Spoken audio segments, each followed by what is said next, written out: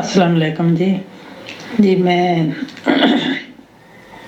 ایک سوال ہے میرا کہ میں نے یہ سنا ہے، بلکہ اکثر لوگ کہتے ہیں کہ صبح فرض اور سنت کے درمیان فجر کی نماز میں آپ 41 دفعہ 41 دفعہ سورۃ فاتحہ پڑھیں، اس سے بیماریاں دور ہو جاتی ہیں، اور بسم اللہ کے ساتھ بسم اللہ الرحمن الرحیم الحمد للہ کر کے پڑھیں۔ اگر یہ صحیح ہے تو پلیز میری رہنمائی کریں، کیونکہ میں اکثر پڑھتی ہوں، پھر کبھی کبھی ڈر جاتی ہوں کہ پتہ نہیں یہ جائز بھی ہے کہ نہیں سنت اور فرض کے درمیان۔ تو پلیز میری رہنمائی کیجیے تاکہ میں یہ جاری رکھوں یا میں کوئی اور ٹائم نکالوں۔ شکریہ۔ نحمدہ و نصلی علی رسولہ الکریم، اما بعد۔ آپ دیکھ رہے ہیں نو ٹی وی جدہ اور میں ہوں آپ کا دوست، آپ کا ہوسٹ محمد عاقل۔ فجر اور سنت اور فرض نماز کے درمیان 41 مرتبہ سورہ فاتحہ ایک خاص طریقے سے پڑھنا، جبکہ بسم اللہ کے میم کے بسم اللہ الرحمن الرحیم میم کو سورہ فاتحہ سے ملا کر پڑھنا، اور یہ سمجھنا کہ اس سے بیماروں کو شفا نصیب ہوتی ہے، اس کا کیا حکم ہے؟ دیکھیے، رقیہ اس سلسلے میں آپ کو شیخ عبدالعزیز الفوزان کی محفل میں لے کر چلتا ہوں، ان سے یہی سوال پوچھا جا رہا ہے اسی طرح سے، تاکہ میں آپ کو سمجھا سکوں۔ سألت عن صيغة يفعلونها فيما يتعلق بالرقية، أنهم يقرؤون الفاتحة في الماء 41 مرة۔ 41 مرتبہ بہت سی خواتین، بہت سے مرد حضرات رقیہ کے طور پر پانی پر دم کر کے پیتے ہیں سورہ فاتحہ کو، اور 41 مرتبہ۔ ثم يشربها المريض، هل هذه مشروعة أم لا؟ یہ کیا مشروع ہے؟ سورة الفاتحة أعظم ما يرقى به۔ یہ سورہ فاتحہ یہ تو بڑی عظیم سورت ہے، اور اس کا نام اللہ کے رسول نے سورۃ الشفا بھی بتایا ہے۔ قال النبي صلى الله عليه وسلم لابن مسعود لما أخبره بقصة النديم، قال بما رقيته؟ وقال بسورة الفاتحة۔ تو وہ بڑا قصہ مشہور ہے، جب امام بخاری رحمۃ اللہ علیہ نے اس کو نقل کیا ہے صحیح بخاری میں، اللہ کے رسول صلی اللہ علیہ وسلم کے صحابہ نے اس شخص کو جس کے بچھو نے ڈس لیا تھا، اس کا علاج سورہ فاتحہ پڑھ کر کیا تھا۔ جب اللہ کے رسول نے صحابہ سے پوچھا کہ تم نے کس سورت سے اس کا علاج کیا، تو بتایا گیا کہ سورہ فاتحہ سے اس کا ہم نے علاج کیا تھا۔ قالوا ما أدراك أنه رقية؟ آپ علیہ الصلوۃ والسلام نے پوچھا کہ تمہیں کیسے پتا چلا کہ یہ رقیہ ہے یا اس سے شفا ملتی ہے؟ أعظم سورة في كتاب الله، کیونکہ یہ اعظم صورت ہے کتاب اللہ کی۔ عظيم سبحان الله العظيم۔ المعروف عن العلماء والمشتغلين في الرقية أنها تقرأ 7 مرات۔ یہاں اہل علم کا جو موقف ہے رقیہ شرعیہ کے بارے میں کہ 7 مرتبہ آپ سورہ فاتحہ کو پڑھ لیں۔ إذا زاد الإنسان إلى 20 30 50 100 لا بأس، لیکن أنا لا بأس شیخ فرما رہے ہیں کہ اس کی تعداد کا تعین کرنا اور اس کو کثرت سے پڑھنا دو چیزیں ہیں۔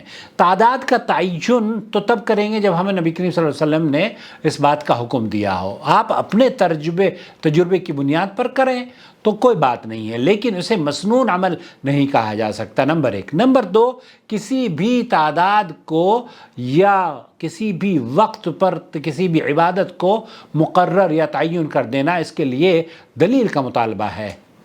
أعرف يعني نصا يدل على تحديد 41۔ ہمیں اس بات کا علم نہیں ہے، شیخ فرما رہے ہیں کوئی بھی نص ثبوت نہیں ملتا قرآن و حدیث میں کہ 41 مرتبہ اللہ کے رسول صلی اللہ علیہ وسلم نے اس کو پڑھنے کا حکم دیا ہو۔ لا أعرف هذا، ہمیں اس بات کا علم نہیں ہے۔ يعني ممكن أحيانا واحد يقرأ 41 وأحيانا 45 وأحيانا۔ ایک آدمی اگر کبھی کبھار پڑھ لیتا ہے فی سبیل التذکرہ، یا اس کو شفا یابی کا اتنا وہ یہ سمجھتا ہے کہ اس کا اپنا یہ اجتہاد ہو سکتا ہے کہ 41 مرتبہ پڑھ کر میں ثواب حاصل کر لوں یا 41 مرتبہ پڑھ کر میں شفا یابی حاصل کر لوں، لیکن سنت میں اس کی کوئی دلیل نہیں ہے۔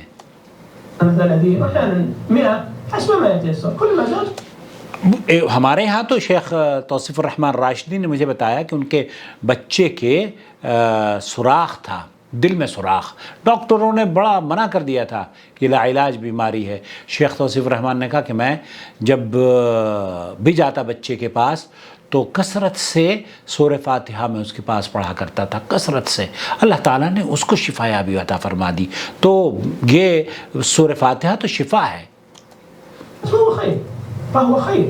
تو سورہ فاتحہ کا کثیر تعداد میں پڑھنا خیر ہے، لیکن اس کو اس وقت مقرر کرنا کہ فجر کی سنتوں اور فرض کے درمیان 41 مرتبہ، یہ دلیل کا مطالبہ ہے. کیونکہ دلیل اگر ہوگی تب ہم کسی عمل کو کسی وقت پر متعین کر سکتے ہیں، لیکن اگر دلیل نہیں ہے تو پھر اس سے بچ جائیں تو بہتر ہے. لكن إن اكتفى ب7 مرات أو 3 مرات كفى وحصل إن شاء الله المقصود. اور ایک آدمی اگر 3 مرتبہ یا 7 مرتبہ پڑھ لیتا ہے تو وہ اس کے لیے انشاءاللہ تعالیٰ کافی ہے. لیکن اس سے زیادہ اگر آپ پڑھ لے ہیں کوئی حرج نہیں ہے. لیکن اگر کوئی یہ کہے کہ یہ فجر میں سنت اور فرض نماز کے درمیان کوئی بھی پوچھ بیٹھے آپ سے تو کیوں کرتی ہیں، تو آپ کے پاس کوئی جواب نہیں ہوگا. کیوں جواب نہیں ہوگا؟ کیونکہ حدیث میں نہیں ہے. ابن القيم رحمه الله يذكر عن نفسه قال كان عندي وجع في بطني. ابن القیم یہ کہتے ہیں کہ میرے پیٹ میں بڑی شدید تکلیف تھی، درد تھا. بين الحين والآخر فكنت كلما جاءني هذا الوجع وأقعدني أخذت من ماء زمزم. تو کہتے ہیں کہ میں، ابن قیم یہ کہتے ہیں کہ جب میں تکلیف میں ہوتا تھا، پیٹ میں بڑی شدید تکلیف ہوا کرتی تھی، تو میں زمزم لیتا كنت مبكر وقرأت فيه الفاتحة 7 مرات. اور میں اس زمزم پر 7 مرتبہ سورہ فاتحہ پڑھا کرتا تھا.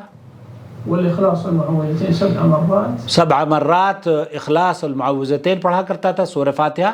قل اعوذ برب الفلق، قل اعوذ برب الناس. قال فأشفى بإذن الله. فاللہ تعالیٰ نے، اللہ کے اذن سے مجھے اللہ تعالیٰ نے شفا عطا فرمائی. وهذا مجرب فعلا. یہ مجرب جو یہ تجربے سے ابن القیم رحمۃ اللہ علیہ کے، اس سے بہت سارے اسلاف کے ایسے ہیں کہ جنہوں نے تجربہ کیا اور ان کو شفا مل گئی. لیکن کسی بھی چیز کا تعین کرنا اور یہ سمجھانا کہ یہ مسنون عمل ہے اور اس سے یہ شفا یابی ہو سکتی ہے، تو یہ دلیل کا مطالبہ ہے. تو وقت کا جو تعین ہے نا، وہ وقت کا تعین آپ کبھی بھی پڑھ سکتی ہیں، وہ کبھی بھی، فجر میں، ظہر میں، عصر میں، مغرب میں. اور اگر آپ فجر میں بھی پڑھ رہی ہیں تو اس میں یہ تعین نہ کریں کہ اتنا ہی پڑھنا ہے مجھے اور اس ٹائم ہی پڑھنا ہے، بلکہ اس میں اللہ کی جو خیر ہے نا، وہ سورہ فاتحہ کے ساتھ سورہ شفا کے ساتھ القرآن، اس کو القرآن بھی کہا جاتا ہے، یہ سورہ شفا بھی کہی جاتی ہے. تو اس کے ساتھ اللہ تعالیٰ آپ کو شفا یابی عطا فرمائے گا. کبھی بھی آپ پڑھ لیں گے انشاءاللہ تعالیٰ.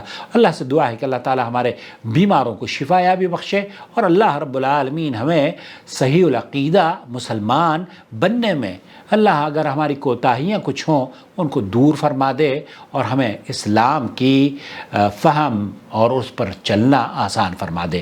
والسلام علیکم ورحمۃ اللہ وبرکاتہ. وما أرسلنا من قبلك إلا رجالا نوحي إليهم فاسألوا أهل الذكر إن كنتم لا تعلمون. بالبينات والزبر وأنزلنا إليك الذكر لتبين للناس ما نزل إليهم ولعلهم يتفكرون. أفأمن الذين مكروا السيئات أن يخسف الله بهم الأرض أو يأتيهم العذاب من حيث لا يشعرون.